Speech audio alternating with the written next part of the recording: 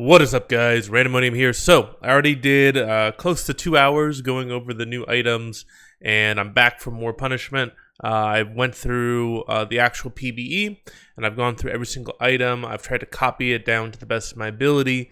I definitely know that there's probably some mistakes on this spreadsheet, so I will be posting it. And if you guys find mistakes, let me know. Leave a comment. Hit me up on Discord, anything like that. Yeah, so I'll be posting everything I'm showing you guys onto my Google Drive, and you guys can take a look at it. This is definitely work in progress. I'm sure that they're going to change a bunch of stuff on the PBE, but we're going to go through all of the items, and I'm going to cover. I'm especially going to focus on the things that I feel like are like deltas between current Season 10 and Season 11, especially with the items that like we already know and are familiar with, because some of those items have changed. And I want to cover like how I think that's going to influence the meta and things like that. So right off the bat, we've got like our base items here. And you can see that Fairy Charm they've doubled the cost. So it was 125, now it's 250. But they've also doubled the amount of mana regen it gives. So now Rejuve Bead gives 50% health regen, and Fairy Charm gives 50% mana regen. Overall, I don't think that's big of a change. It makes Fairy Charm a little bit slot efficient. All of the other basic items haven't changed. You can see Stopwatch is still here. And the first big change we have is the Dark Seal. So Dark Seal used to give mana and stuff.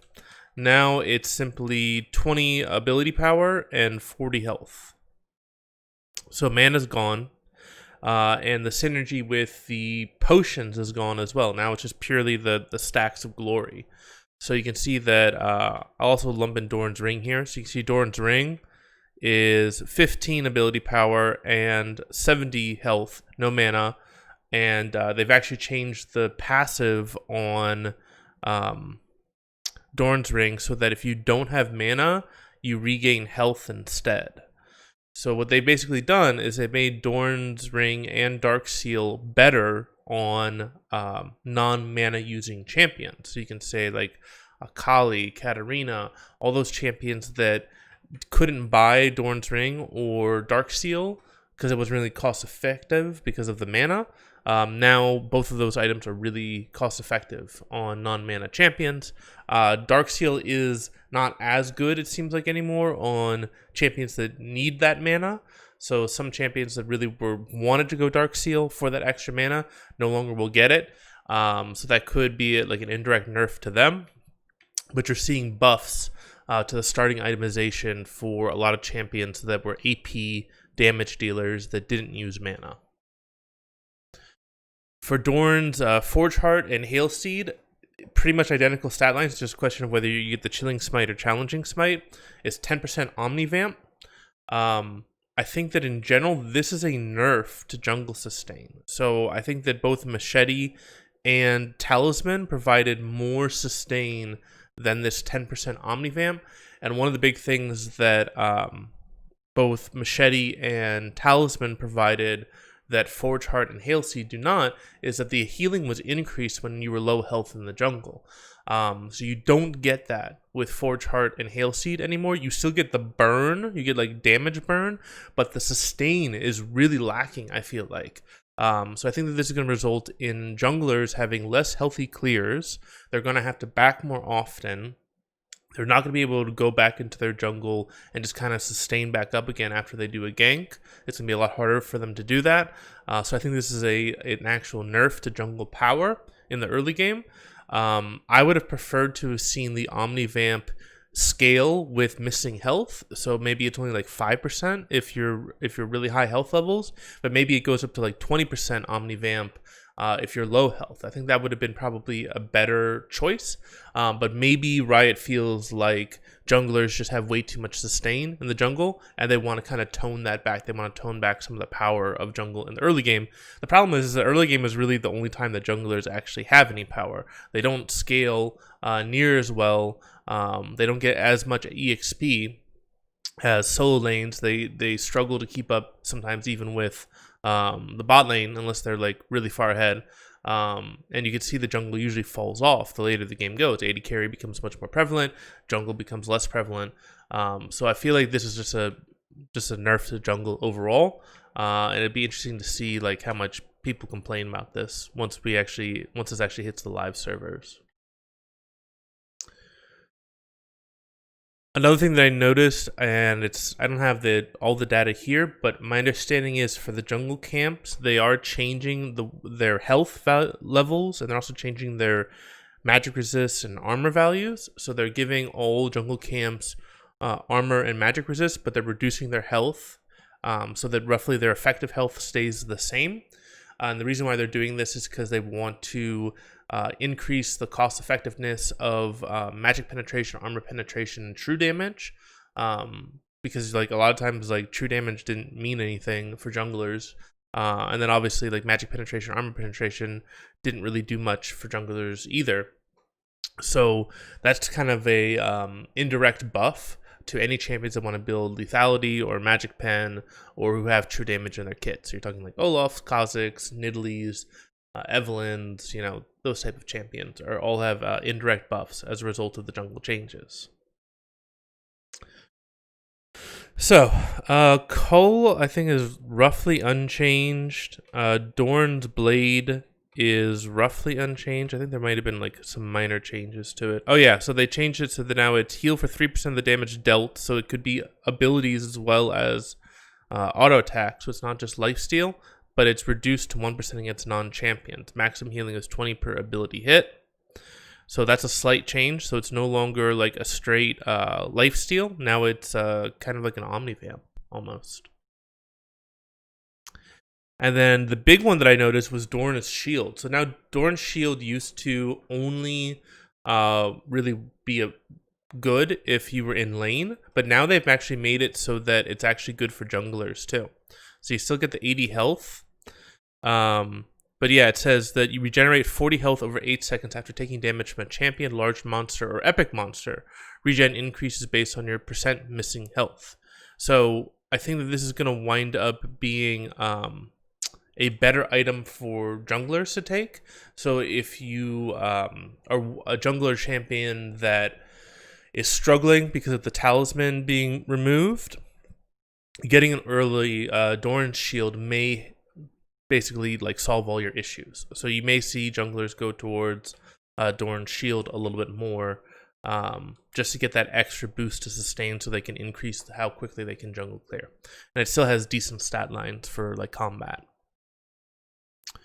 One of the new items that they came out with was Eternal Drive. So Eternal Drive is really, really cost effective. So usually the way that they base the gold efficiency of percent movement speed is off of Aether Wisp. Eternal Drive is way more cost effective than Aether Wisp. So I'm kind of at a dilemma here where it's like, do I continue using Aether Wisp for percent movement speed, or do I switch over to Eternal Drive? Because right now you can see Eternal Drive, I have it as 170% cost effective. So yeah, not sure. I'm assuming that either Aether Wisp is going to get buffed or Eternal Drive is going to get nerfed based off of that before we hit live servers. Another thing I missed actually is Tear of the Goddess. Tear of the Goddess cost has been reduced. So Tear of the Goddess was $850, now it's $400. So you could legit buy Tear of the Goddess, like starting item. So yeah, I guess that potentially could be a buff to Ezreal. But remember, it doesn't give any combat stats. It's only mana. So it's kind of like a greedy purchase. It's like a greedy first item if you wanted to do that. Alternatively, like it also makes it easier to get tier on your first back. So 850 gold is a pretty huge investment. So it'd be like, if you wanted Tear of the Goddess, you'd be trading that for like a pickaxe. Your lane opponent would get a pickaxe on back. Now it's just you get Tear of the Goddess and they only can get a longsword roughly for the gold. So it makes it so that going into Tear of the Goddess, it's a lot easier. You're not punished as hard for it in the early game. And you can start stacking it earlier. So I think that in general, any champion that's going to want to go towards Tear of the Goddess, this is a buff for them. All right, looking at my notes. So Crystalline Bracer, roughly the same. Shards roughly the same. Sheen has changed. So Sheen used to be, I believe, 1050. So now it's 700. Doesn't give any stats though. It's just the Sheen. It's just the spell blade. So I actually like this change. I think it's getting the 1050 gold was a little bit awkward at times. So a lot of times people would push off getting Sheen, and also made for like really weird back times. Like if you wanted to get both Tier and Sheen, that was a really large gold investment. Now you can get both of them for 1100 gold. So you can basically get Sheen Tier before somebody could get like BF Sword. So yeah, it's I think it's a much better price point. And I don't think that people are going to be too upset that you don't get any stats with Sheen. It's just simply the spell blade. So yeah, overall, I think it's a good change to Sheen. Makes it a lot easier to pick up and fit into your build, essentially. Okay, let's move on. So Bramble Vest. Bramble Vest cost, it's now 200 cheaper. It was 800. Sorry, it was 1,000. Now it's 800. And really, all that you're giving up is you're giving up 5 armor. So if we scroll over here, so that's Bramble Vest with 35 armor, and then Chain Vest, which is the same cost, 800 gold, is only 40 armor. So this makes it really cool. This is really cool. I'm really glad they did this. So they made Bramble Vest cost the exact same as Chain Vest. So you have to make the choice: is that 5 armor, giving up 5 armor, worth the grievous wounds? And I'd say that for a lot of cases, yeah, like it absolutely is worth that 5 armor. But it makes it for a really interesting choice. You have 2 items that have the same stats, both have armor, and you have a very clear choice. Is it better to have that 5 armor, or is it better to have the grievous wounds passive? So I really like this. I think this was a great design change between Bramble Vest and Chain Vest. Next up, we've got Forbidden Idol. So the cost is still the same, but they increased the amount of healing and shielding power. So it used to be 5% increase, now it's 10% increase, but they removed the CDR. So now it's ability haste. So Forbidden Idol used to have CDR. Now it doesn't have any CDR or ability haste. It's purely the mana regen, so 50 mana regen, and then it's got the 10% healed and shield power. This actually changes the gold efficiency of healing and shielding power, because Forbidden Idol is the cheapest item that has healing and shielding power. So it does change some gold efficiencies a little bit, but in general, I think this is a better item. It's been cleaned up. You know, it gives you more of what you want. Usually if you're going for Forbidden Idol, you really want that healing and shielding power. You didn't care as much about the CDR as the healing and shielding power, so they're kind of focusing the gold value into the healing and shielding power. So overall, I think it's a good change.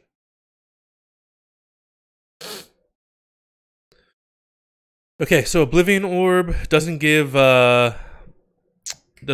penetration anymore. Now it gives grievous wounds. Aether Wisp we already talked about. It's competing with the Eternal Drive for the percent movement speed. Giant's Belt, now 900 gold. It's now 100 gold less, so it used to be 1,000, now it's 900. They dropped the health proportionally, so it's still roughly the same gold efficiency. So it's just 100 cheaper. So I think that's probably a good idea for tanks. All right, next up, there was a big one so Glacial Shroud didn't really change that much. Negatron didn't really change that much. Next, we're going to Seeker's Armguard. So Seeker's Armguard used to give you both ability power and armor stacking. Now it only gives armor. So the amount of ability power you have stays the same. So it's 30 when it's unstacked, it's 30 when it's stacked. Now they've changed it so that it's 15 armor when you first buy it, and it goes up to 45 armor when it's fully stacked. And you can see that this item is really, really good. Actually, I should change that to S tier.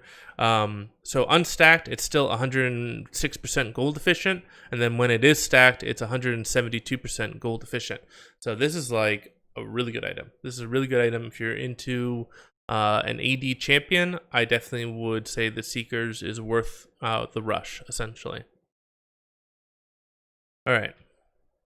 Vampiric Scepter, roughly the same. Balmy Cinder, it's way more cost efficient now. So it used to be like 50% cost efficient. Now it's 80% cost efficient. So overall, Balmy Cinder has a buff. So yeah, it makes it much easier to want to itemize into Balmy Cinder because you used to have to pay a lot of gold for the passive that it provided. Mystic Glass is a new item that gives, I believe it was mana regen, or ability haste and mana regen. Yeah. So ability haste and mana regen, that's another item that you can buy. New item. On hit knife, same thing. New item gives attack speed, and I believe that is what builds into Ginsu's. So the passive for on hit knife is that you gain 30 bonus magic damage on hit per 20% critical strike, but you can no longer critical strike. So it's actually even crazier. So people were complaining about that. You could have an AD champion go full crit, and then they could buy Ginsu's, and then all of their crit would turn into magic damage on hit, which would make it like near impossible to itemize if you're a tank, because you would basically be a tank, you'd be itemizing towards armor, and then like late game with a single item, an AD carry can shift all of their or majority of their damage from physical damage to magic damage with Ginsu's. It's actually worse than that. They can actually shift all of their damage from physical to magic just with on hit knife. So with 1,000, if they sink 1,000 gold into on hit knife, suddenly your itemization doesn't matter that much anymore. So I don't know how Riot is going to balance this. I think this is a major oversight on their part. It's going to make tanks struggle a lot. And what's even crazier is a tank could itemize towards physical damage.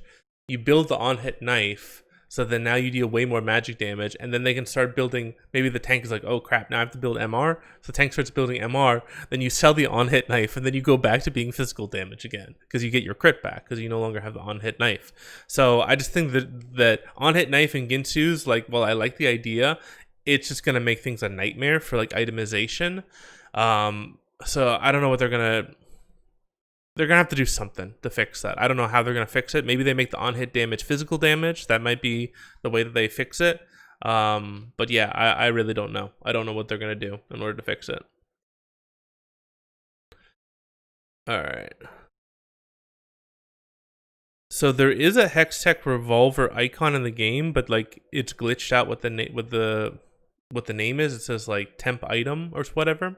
So yeah, I don't really know what to say about that one, but I'm assuming that name is going to get changed sometime in the future. But right now the icon is still Hextech revolver. Next one is Kodachi. So this is kind of like the new Phage. So Phage no longer gives movement speed. Now Kodachi gives movement speed. So Kodachi is attack speed and attack damage. And if we scroll over here, whoops, too far. So attacks grant unit 20 or 10 move speed for 2 seconds. So that 20-10 is 20 if you're melee, 10 if you're ranged. They've already balanced it so that for both melee and ranged users. Next up is Phage. So Phage no longer has that has the move speed passive. Instead, they've got 15 attack damage. They've got the 200 health, and now it is that after you deal physical damage to a champion, you restore health over 6 seconds. It was glitched out on the PBE, so I don't really know how much health you're regaining, like how it scales. So right now I just have it as X health. Serrated Dirk is still the same. Kama is now... So they split up the passive and the active on Tiamat. So Kama now has the active of Tiamat, which is the AoE damage. So yeah, so attack damage 30. And deals X physical damage to units in a circle. Minions and monsters below 400 health take 200 damage. 15-second cooldown affected by ability haste. Spectral's Cowl is still the same, roughly. This is a new item, Spell Shroud. So this is basically Seeker's Armguard, but for magic resist, and it's also not near as gold efficient as Seeker's Armguard. So I'm curious to see whether Seeker's Armguard is going to get a nerf or Spell Shroud is going to get a buff. But right now, yeah, it's kind of interesting. So Seeker's is like gold efficient when it's unstacked. Spell Shroud is only gold efficient when it's actually stacked. Maybe that's just because they expect mid laners to be buying this, and they don't want to make it too gold efficient because most mid laners are AP. But yeah, so that's kind of where we're at with Spell Shroud. Tiamat, as I said, no longer has the active associated with it. It's only the passive AoE damage. Slight gold reduction. Still not horribly gold efficient. It's only like 73% gold efficient. But I think you're going to still see a lot of people building Tiamat just because of the amount of wave clear that it provides. But it won't provide the same level of wave clear because it no longer has that active component to it. Zeal had minor changes, so now it gives 18% attack speed, 15 critical strike chance, and 7% move speed. So slight changes, really gold efficient, 110% gold efficient, so definitely think it's worth the buy if it's something that you can build into. So Void Crystal, so this is a new item. This Void Crystal builds into Void Staff. And this is like a cheaper way to get penetration. So it gives you 25 ability power. And we'll scroll over. And it gives you 15% magic penetration. So pretty good, I think, actually. 1250 gold for 15% magic penetration and 25 ability power. I think you'd see a lot of people picking this up. You wouldn't pick it up necessarily early because it's percent magic penetration as opposed to flat. But this is like a cheap way to itemize into magic penetration if teams start stacking MR. There was a Catalyst of the Aeons icon, but it was one of those ones that also had a temp name similar to Revolver. So right now they changed the stat line on it too. So now it gives ability power and health. It doesn't give mana or anything like that. And yeah, nothing else. So I'm assuming this item is going to get replaced. I don't know what it's going to be called.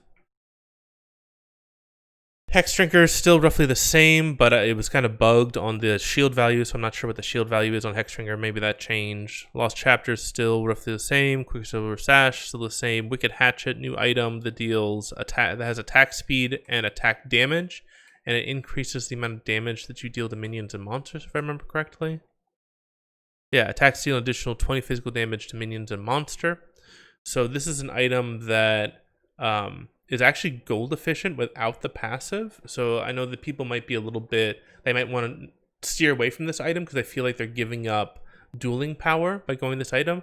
But this item actually gives you the best of both worlds. It's gold efficient just off of the base stats, and then you also deal additional damage to minions and monsters. So there's no reason not to go this item. I definitely would rate it like S tier right now.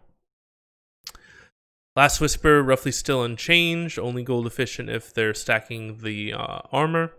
Agents of the Legion, roughly unchanged. Still support items. So support items are still super gold effective once they stack up. Yeah, you basically get a lot of return on investment if you stack up the support items. Another really cool thing that I forgot to mention was... so it used to be that you could only build a jungle item or a support item. You couldn't build both. They've changed that. So now, as soon as you've consumed your, you've done the 5 smites in order to consume the jungle item, you can purchase a support item as a jungler. So I think that this may cause a meta to arise where junglers are more supportive in nature. And you could see the junglers picking up a support item, and then basically you would have 2 supports, both with a fully stacked support item. So you get a lot of ward coverage, which allows you to devote more. So you basically have sweepers in both support and jungle, and you still get ward coverage as well. So I think that is probably going to be the pro meta. Because I remember when, Tracker's Knife was in the meta, like it was like 100% you go Tracker's Knife on junglers, and I think that this may cause a similar shift in the meta where we basically go back to Tracker's Knife junglers instead, but instead it's now going to be support item junglers after they get the 5 smites on their jungle item. Also kind of opens things up for Lee Sin, so Lee Sin could go support item and get the wards as well. So he doesn't even need to itemize into the new warding item instead. So the new warding item, because of the changes, I think that like junglers don't need to build the new warding item. They can instead go a support item and just stack up the support item instead. Hopefully that makes sense, but I think that's going to be absolutely busted if they keep it in, at least at the professional level. I don't expect people to do it in solo queue. So yeah, so you can see like Ancient Runestone, it's 1100 gold for Ancient Runestone, and it's like 400 gold for the support item. So yeah, I think that you're going to see junglers going more towards the support item than Ancient Runestone.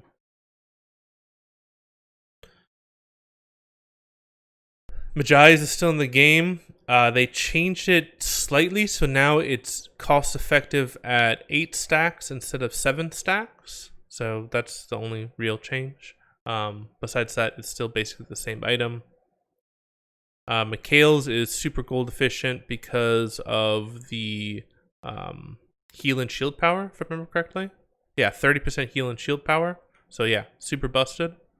Definitely think Mikhail's is worth a buy. Same with Staff of Flowing Water. S tier, absolutely. Ardent Sensor is not as good anymore. So it used to be like really, really good. It used to be like super gold efficient. Now it doesn't. It only provides the 10% heal and shield power. So it looks like they're trying to push people to go more towards Mikhail's. But if you get all 3 of these, you get Mikhail's, you get Staff of Flowing Water, and you get Ardent, that's 55% bonus heal and shield power. So you can see like there's huge potential for shielding and healing supports to get really, really strong.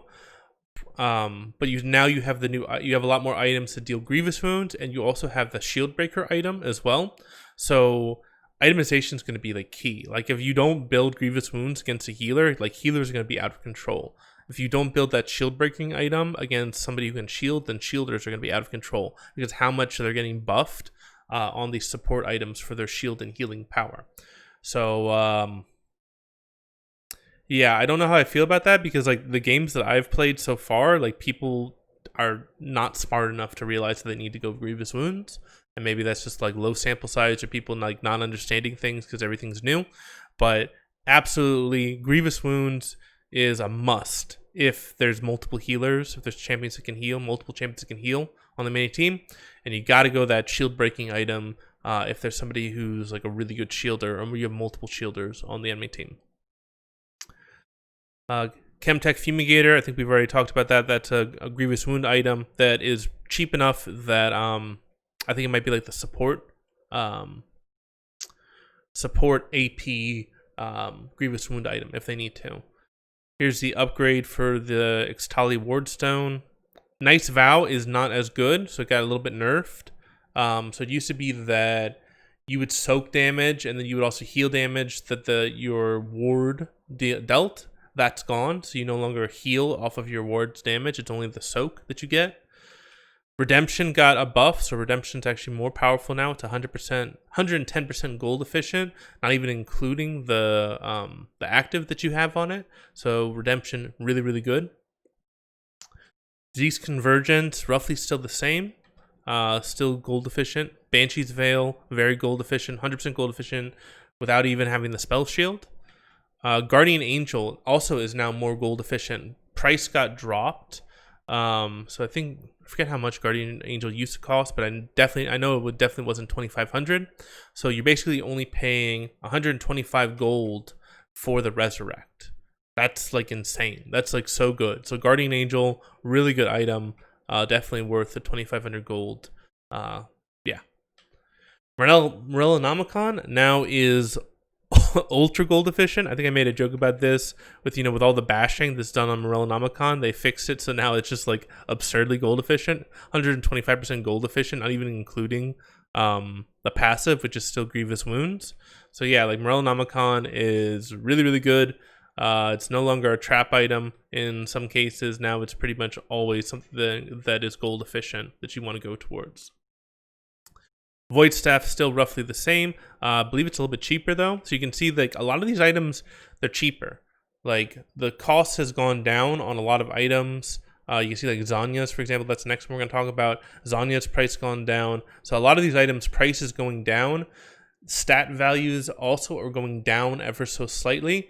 But in general, I think that items are a little bit more gold efficient, especially when you take into account their passive. So basically, a lot of the times, you're paying less for the passive than you were previously, if that makes sense.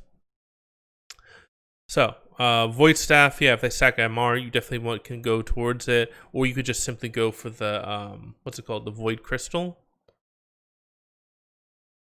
Yeah, Void Crystal. Just go for the Void Crystal. 1250 gold gives you 15% Magic Pen. And then you can decide whether or not you want to just sit on that Magic Pen, whether you want to upgrade it to Void Staff later on. Zonya's Hourglass, price got dropped. Stat lines got dropped a little bit, but it's now 100% gold efficient, not even including the stasis. So Zonya's Hourglass, so Seekers, because Seekers is so gold efficient, you're going to want to buy Seekers more often. And because Zonya's is more gold efficient, you'd want to buy Zonya's more often. So I think that it's going to, yeah. Zonya's is like, there's never a reason not to go Zonya's now, basically, because like you get like an insanely good active. Seekers is super gold efficient, which builds into Zonya's, and the cost of Zonya's got dropped. So now that it's 100% gold efficient, not even including the active. Rune's Hurricane, same thing. Cost got dropped. Still provides really, really good gold efficiency. So you can see 113% gold efficient, not even including the extra bolts you get. So any champion that can make use of Runeans, I definitely think you want to pick that up. Abyssal, still roughly the same, if I remember correctly. Actually, no, that one got changed quite a bit. Let me move over. Yeah, so mobilizing an enemy champion reduces their armor and magic resist by 25% for 4 seconds. So, yeah, still a really good item, I think. Kempuk Chainsword, that's like the cheaper version for Grievous Wounds. Frozen Heart, still roughly 100% gold efficient, but it provides so much mana. Like a lot of the gold efficiency is in the mana that it provides. So if you have a choice between Frozen Heart and Randuin's Omen, I think Randuin's Omen is the better item, unless you really need that mana. So in general, I'd say Randuin's Omen is, because you don't want to buy both because they have the same passive now. So it used to be they had different passives. Now they have the same passive, they don't stack. So Randuin's Omen most of the time is the better item. Frozen Heart is only if you need that extra mana. Mortal Reminder is still roughly the same. Rapid Fire Cannon is still roughly the same. Star Razor is still roughly the same. Thornmail is still roughly the same. Manamune, cost changed. Stat lines changed ever so slightly. And it does seem like it's less gold effective now. So I think they realized that Manamune was just way too gold effective. So Manamune and Mirror Mana don't provide as much stats. But they still, of course, have their the passives, and the passives actually got a little bit better. So you're basically trading a little bit of stat power for a little bit of a better passive. Serpent's Fang, this is the one that breaks shields, if I remember correctly. Yeah, so this is the item that you need to go if the enemy team has a lot of shields. So it's kind of a pretty hefty gold investment. So 2,800 in order to break shields. But it could be really good against certain champions. Umbral Glaive, actually I think saw a cost increase. Stat line was still roughly the same though, so it's a little bit less gold efficient. Blade of the Rune King got slightly nerfed. I think the percent health dropped to 10% if you're melee, 8% if you're ranged. So it's only 93% gold efficient, but it's still really, really good. Like if you'd actually like work out the math, the amount of on-hit damage that you're doing, even if you're going up against a target with low health, still really good. So Blade of the Rune King is almost always cost effective. Dead Man's Plate, again, like a lot of people like to go Dead Man's Plate, but you have to understand like a lot of the gold value is in the movement speed.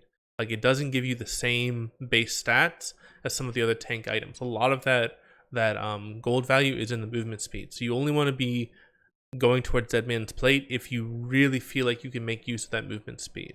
So like if the enemy team is usually engaging onto you, I think Dead Man's Plate is like a trap item. Dead Man's Plate is only useful if like you really need that movement speed to like initiate the fight, essentially. Edge of Night still roughly the same. You can see it's cost effective even without the spell shield. So similar to Banshees, like if you need a spell shield, like you're not getting punished for going this item. It gives you enough stats that it's gold efficient even without the spell shield. Essence Reaver now has instead of just giving you the way they do the mana now is it's these Spellblade passive. So it shares a passive name with Training Force, and it gives you mana based off of after an ability you do an auto attack, you regain mana. So slight change there. Force of Nature, can't recommend this item right now because you can see that you need 699 gold for it to be cost effective, and I believe when it's fully stacked, it only provides like 720 gold worth of stats. So basically, in order for it to actually even approach 100% gold efficiency, you need to have it fully stacked. So for that reason, right now I think Force of Nature is underwhelming, and they need to bump up the base stats, or they need to bump up the ramping that it has. Mercurial is still roughly the same, except it doesn't give lifesteal anymore, if I remember correctly. Yeah. Oh wait, it does. My bad. Still gives 10% lifesteal. Phantom Dancer no longer gives the shield. So you see 40% attack speed, 20% critical strike chance, 7% movement speed, and now it gives you Spectral Waltz. So it gives you the ghost and the movement speed, and then once you attack 5 times, you also grant 40% attack speed. So this item is only cost effective if you can get that, if you can attack the 5 times and get the 40% attack speed. It's really ineffective. It's like 70% gold efficient unless you can get that 40% attack speed, and then it bumps up to way above 100% gold efficient. So you'd only want to build this item if you're for sure know that you can get at least 5 auto attacks off.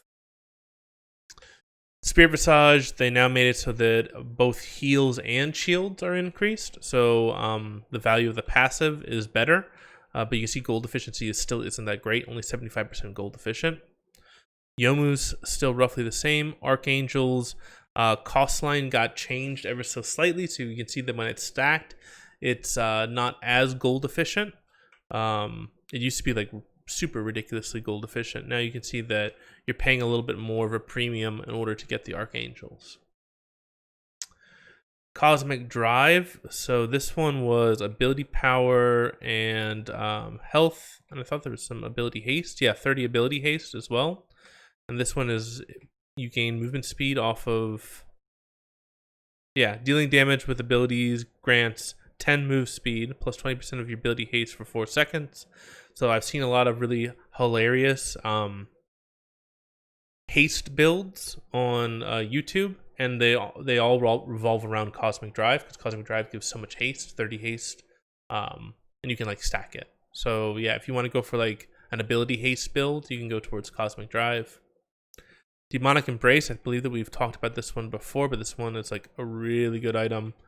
It's basically 100% gold efficient, even without the passive, and the passive is dealing damage to an enemy champion causes them to take 2% of the maximum health. As magic damage every 4 seconds, you gain 20 armor and magic resist while enemies are affected, and that amount of armor and MR increases with the number of champions you have affected. So you can see like the 20 armor and magic resistance worth 760 gold. Additional armor and magic resistance worth 190 gold per champion. So if you have all 5 enemy champions affected, that's 1,520 gold of armor and magic resistance. And then we're not even including the burn, the percent maximum health damage burn. So this is like an S tier, like god tier item. If you're playing a champion where this item is good, this is absolutely a must buy item. Horizon's Focus, we already talked about it. I didn't think it was that good of an item. This is the one where you either have to mobilize them or deal damage to them at like insane range in order to gain a damage amp. Lichbane is still roughly the same. You can see it's not that gold efficient. Nashor's Tooth, super gold efficient. So they changed it. You no longer gain CDR or ability haste. Instead, it's just attack speed and ability power. But it now gives 100 ability power and 50% attack speed. So ability power is up. I believe it used to be 80. Now it's 100. And I believe that they increased the scaling on the on-hit damage. The tooltip was a little bit messed up in PPE, but it looked like they changed it from 15% to 20%. So Nashor's Tooth is ultra gold efficient. So like if you can make use of attack speed and ability power, Nashor's Tooth is really, really good. So buffs to Diana, buffs to Mordekaiser. I'm trying to think about who else would use Nashor's Tooth. But yeah, really good item if you can make use of it. All right, Rylai's still roughly the same, but I believe that the gold efficiency is up. So you're paying less to like opt into that passive. So I think like that 100 gold is well worth the 30% slow that you get. Sanguine Blade is actually less gold efficient now, if I remember correctly. So you can see it's only like 85% gold efficient. When you're isolated, you still get way more than that. You get something like 1,000 gold worth of stats. So it is really gold efficient if you're alone, but if you're not alone, it's not gold efficient at all. Seraph's Embrace, you can see not near as gold efficient as it used to be. So I have no idea to pronounce this person's name. So the Grudge, I'll just call it the Grudge. This is like the AD version of Rylai's, and you can see that it's not near as gold efficient. So you're paying way more to get that slow if you're an AD champion as opposed to an AP champion. Silverweave leg plates. This is basically another QSS item. You can see it's not that gold efficient. You're paying 600 gold for the QSS. Collector, this is the one where you get to execute the champions if they're below 5% health. You can see, it's roughly gold efficient. So yeah, not a great item, not an amazing item, not a horrible item. Warmogs, 100% gold efficient even without the passive. So if you're up against a poking style composition, Warmogs is really, really good. Death Stance we already talked about in the last video, really, really good. Same with Maw, same with Sterix. Same with Wit's End. Wit's End, 100% gold efficient, not even including the on-hit damage, if I remember correctly.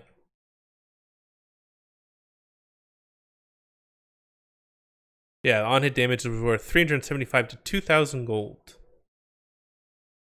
Yeah, it's insane. So Wit's End, if you can build it, it's really good. Ginsu's, we already talked about it. It has the same problem with on-hit blade. Where basically you can be going like full physical damage and teams spec into armor, and then you just build on hit blade, you build Ginsu's, and then suddenly you deal way more magic damage now, and you basically negated thousands of gold worth of stats. Black Cleaver, slightly changed if I remember correctly, because they changed how Phage is too. Yes, you reduce their armor still. And then, now you have the squish where your attacks and abilities against enemies you fully shredded deal damage equal to their missing health, but you no longer gain the move speed. So that's one downside of the new Black Cleaver, is you no longer gain that move speed. Stoneplate got toned down quite a bit. So I used to consider Stoneplate to be like S tier, S tier, S tier. It seems like they're making it so that you can't like rush it first item. It gives 60 armor, 60 magic resist, 15 ability haste.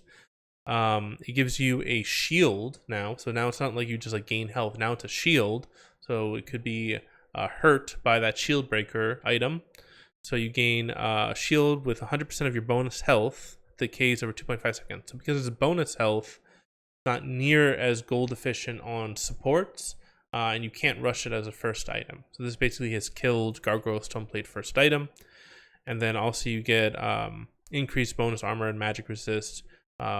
Whenever a champion deals damage to you. So it's still like a good team fighting item, but it's not like SSS tier like it used to be. So yeah, you can see the Monolith Shield is worth 260 gold, plus 260 gold per 100 bonus health. So it's still good. It's still really good. It's just not like S tier, I'm going to buy this first item all the time. It's more like a late game item, tank item. Ravenous Hydra and Titanic Hydra. So Titanic I think it got way better. Ravenous got a little bit better, but Titanic is way better because now it's like basically like Atma's Impaler. So I'm curious to see if anybody's going to go like an Atma's build, basically where you go Titanic Hydra and then you just stack a absurd amount of health. Because basically what they did is they made it so that with Titanic Hydra gives you AD for your health. So you basically just stack health and then you gain a bunch of AD on top of it. So I'm curious to see how that works out. Infinity Edge is still 100% gold efficient, not even including the passive, so still a great item. Navori Quick Blade, this is the one that was basically like Spear of Shojin, except that it's based off of crits. So yeah, I think this item's broken. Like Tryndamere. Tryndamere, Yasuo, Yone, like all these champs are going to abuse Navori Quick Blade, I think. Bloodthirster still roughly the same. Rabadon. So this is a huge change. So Rabadon, it's actually 200 gold more expensive. So it's 3,800 instead of 3,600. But they actually changed it so it doesn't provide 40% on your ability power. Now it's only 30%. So Rabadon's got like straight up nerfed. So yeah, 200 costs 200 gold more, and it gives you 10% less AP. So yeah, I know a lot of mages will be screaming their heads off on this one, but yeah, Rabadon's not near as good as it used to be. Let's be fair, it was broken before. It's still good, but it's not near as good as it used to be.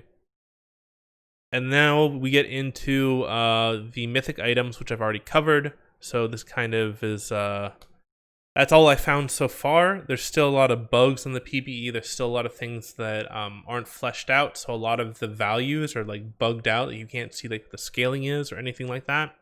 So I still don't know all the details on these items. If I missed any details, I'm sure I did miss details.